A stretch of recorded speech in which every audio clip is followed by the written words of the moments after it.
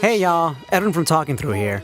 In light of the 20th anniversary of Notorious B.I.G's Life After Death, one of the most iconic rap albums of all time, I wanted to talk through 5 facts you may not know around the late rapper's final album. Here we go. Biggie had a broken leg during recording sessions. As recording sessions began for the album, Biggie, who was in need of a rental car, opted in for a Chevrolet Lumina SUV. However, the vehicle had faulty brakes and caused Little Cease, a fellow rapper who was driving at the time, to crash into a rail, shattering Biggie's left leg, which required therapy later on. Biggie even called out the accident jokingly in the track Long Kiss Goodnight. It still tickle me. I used to be as strong as Ripple B, till Little C's cripple me. Now I play hard like my girl's nipples be. Hypnotize was sampled and approved for Biggie's use. Not many may be aware that Hypnotize was sampled from a 1979 slow disco instrumental called Rise, written in part by Randy Alpert. Alpert maintained publishing rights and stated he was extraordinarily selective about who could sample the song, declining offers from TV series such as The Sopranos and even Viagra supplier Visors.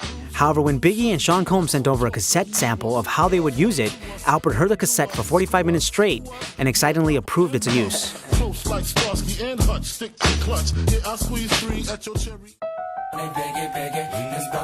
Biggie studied Bone Thugs-N-Harmony for the Notorious Thugs track. It was said that Bone Thugs-N-Harmony came to the recording studio to lay down their portion for the track Notorious Thugs, knocking it out in about an hour and a half. After recording their session, Biggie took home the track and was said to have studied the verses from the Cleveland artist and practiced his verse to perfection in time for his next studio session.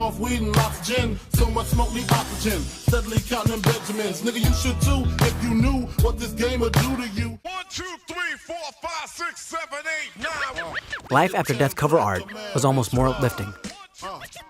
The art director in charge of the cover art for Life After Death, Ivan Heath, was under the impression that the album was said to be more uplifting and he was going to use more vibrant coloring than what was depicted in the final product.